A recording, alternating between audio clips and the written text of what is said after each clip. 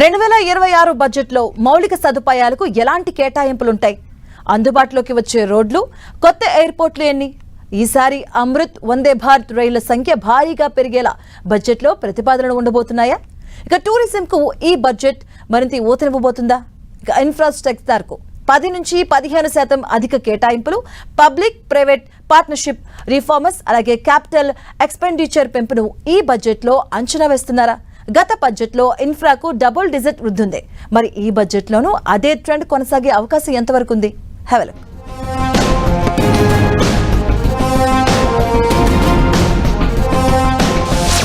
మౌలిక సదుపాయాలకు ఈ బడ్జెట్లో భారీ కేటాయింపులు ఉంటాయా? అందుబాటులోకి వచ్చే కొత్త ఎయిర్పోర్ట్లేంటి? ఈసారి మరిన్ని అమృత్, వందే భారత్ రైళ్లు రానున్నాయా? టూరిజంకు ఈ బడ్జెట్ మరింత ఊతమివ్వనుందా?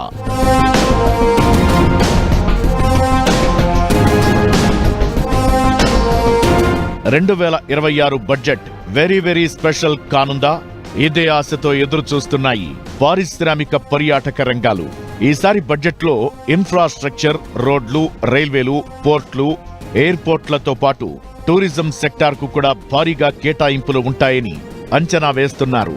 పర్యాటకం, మౌలిక సదుపాయాల కల్పన, చిన్న పరిశ్రమలకు ఆర్థిక సహకారం ఇలాంటి అంశాల్లో జీఎస్టీ తగ్గింపులు, కొత్త పాలసీలతో ఊతమివ్వాలని ఆయా రంగాలు ఎదురు చూస్తున్నాయి. పర్యాటక రంగానికి పరిశ్రమల హోదా ఇవ్వాలన్న డిమాండ్ ఉంది. దీనివల్ల తక్కువ వడ్డీకే రుణాలు, జీఎస్టీలో వెసులుబాట్లు కల్పించే అవకాశం ఉంటుంది. 2025 బడ్జెట్లో రోడ్డు, రవాణా, రహదారుల కోసం సుమారు 2,85,000 కోట్ల కేటాయింపులు జరిగాయి. ఏపీ, బీహార్ రాష్ట్రాల్లో కొత్త ఎక్స్ప్రెస్ వేలు, ప్రధాన రహదారుల ప్రాజెక్టులకు ప్రత్యేక ఆర్థిక ప్యాకేజీల్ని ప్రకటించారు.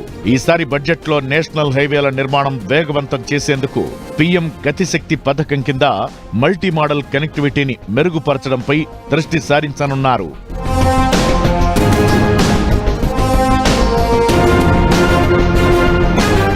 రెండు 2023 నుంచి 30 అమృత్ భారత్ రైళ్లను అందుబాటులోకి తెచ్చారు. ఈ ఏడాది మరో 9 కొత్త సర్వీసులు ప్రారంభమయ్యాయి. 2026 బడ్జెట్లో వీటికి భారీగా కేటాయింపులు ఉండొచ్చని భావిస్తున్నారు. అమృత్ భారత్ 3.0 వెర్షన్లో 2 రేక్స్ల మ్యానుఫ్యాక్చరింగ్, కనెక్టివిటీ తక్కువ ఉన్న ప్రాంతాలకు కొత్త రైలు మార్గాలు, సౌత్ ఈస్ట్, నార్త్ టూర్లను మరింత బలోపేతం చేయడంపై ఫోకస్ పెట్టనున్నారు. ప్రస్తుతం దేశవ్యాప్తంగా సుమారు 164 వందే భారత్ రైల్ సర్వీసులు దాదాపు 82 రూట్లలో అందుబాటులో ఉన్నాయి.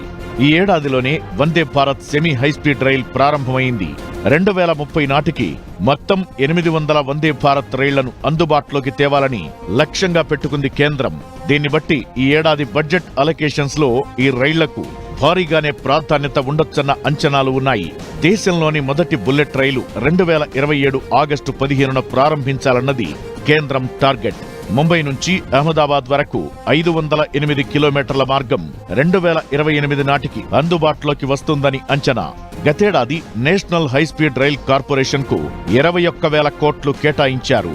ఈ బడ్జెట్లో బుల్లెట్ రైల్ ప్రాజెక్టుకు అత్యధిక ప్రాధాన్యత ఉండనుందన్న అంచనాలు ఉన్నాయి.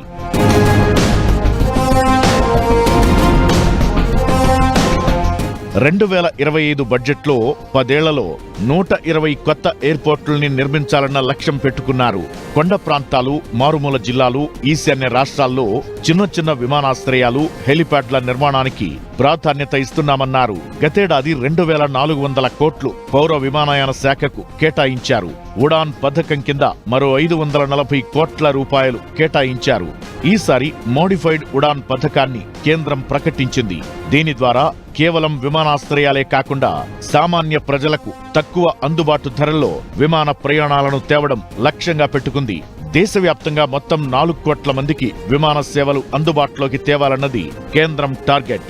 దేశాన్ని గ్లోబల్ మెరైన్ హబ్ గా మార్చే లక్ష్యంతో 5,80,000 కోట్ల రూపాయల విలువైన 800కు పైగా ప్రాజెక్టులు నిర్మాణాల దశలో ఉన్నాయి. నౌకాశ్రయాల నిర్మాణానికి ఈసారి కేటాయింపులు 8 నుంచి 10% పెరిగే అవకాశముందని అంచనా వేస్తున్నారు.